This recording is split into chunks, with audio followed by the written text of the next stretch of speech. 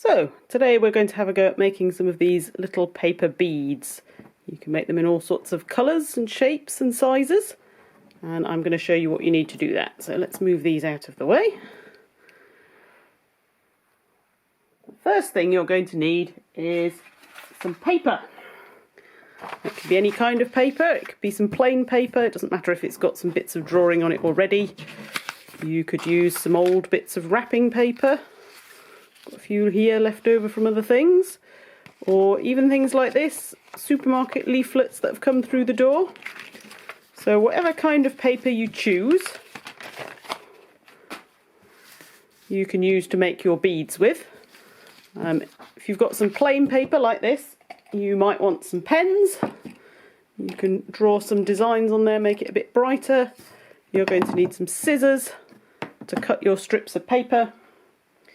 You're going to need some glue to stick everything together, and you're going to need something to wrap your beads around. I've got a few options. You could use a drinking straw. A chopstick here has got a nice round end. You could try that. Or I'm going to use this, which is a barbecue skewer. So, clear a bit of space.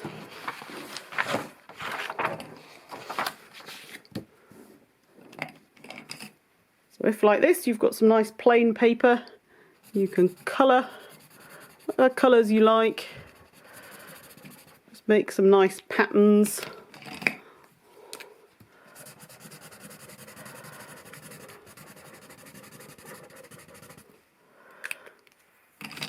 Make your paper a bit more colourful. I'm afraid my pens are starting to run out.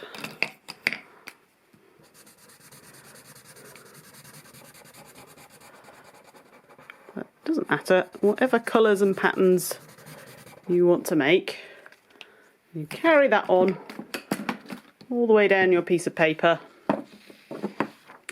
and then cut your piece of paper into some strips. Just like that. So when you've got all your strips of paper and they're all the colours you want them to be, you are ready to start making some beads. I'll move that, I'll get the glue, and like I say, I'm going to use this skewer. So particularly if you've cut things from magazines, you can have a look and decide, I quite like the colours on this side, so I want that to be the outside of my bead. So I'm going to put that down on the table, like that, and I'm going to spread the other side with some glue. You can see where my fingers are holding it down there. I'm going to leave a little bit at that end that's not too sticky, just so that I've got something to hold on to without gluing myself to everything. I'm going to take my skewer, put it down, and this is the tricky bit. You've got to kind of pick up the end of your strip of paper, fold it around the skewer, get it really nice and tight, and then we can just start rolling it along the table.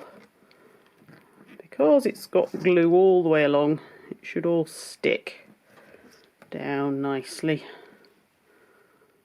And what you might find when you get to the end, you pick it up and just do the last bit with your fingers and really make sure that that end is all nicely glued down. You can take it off and then you have your first bead.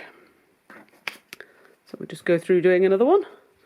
So again, I'm having a look, deciding which side. I think I quite like this blue, so I'm going to put that down on the table. Put some nice glue all the way to the far end, and then move it up a little bit so that you can see what's happening. There we go. Just try and pick up that end from the table, carefully fold it round. You do have to push quite hard sometimes to get that bit to go round, but once you've done that first bit, it's usually quite easy just to keep rolling. Oh, that one's gone off at a funny angle. Never mind. There we go. Make sure the end is glued on, and you can slide it off and leave it to dry. Now you don't have to do just rectangles. You can do a nice long triangle like this, and it's just the same. Glue all the way to the end.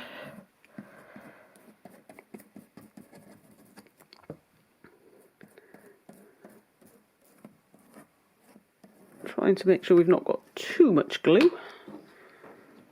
And then folding the end round, squashing it in tight and rolling it up. And this time you'll see that as we get further up the triangle, you get these shapes at the edge where the middle of your bead is going to be a lot fatter than the end of your bead, and you get to see a variety of colours there as you've rolled your way along the triangle.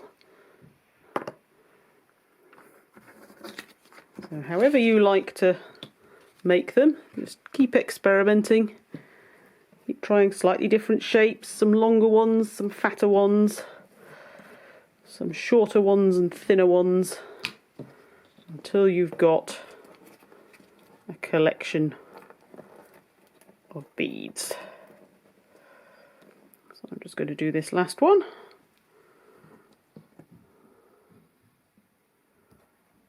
There we go.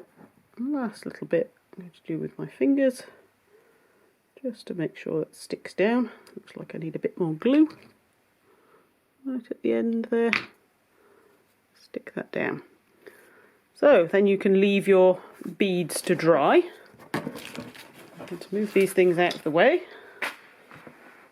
Just going to give my table a little wipe so that I don't stick my beads to the table. And then we can work with some beads that I made earlier.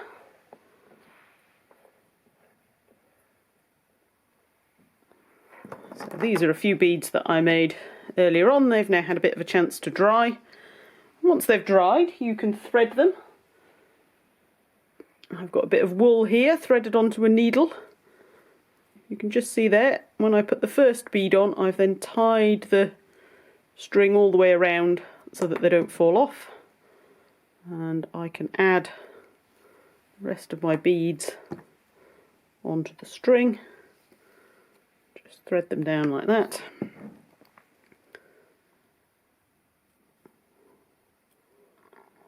It's a bit tricky if you've made them longer than the needle.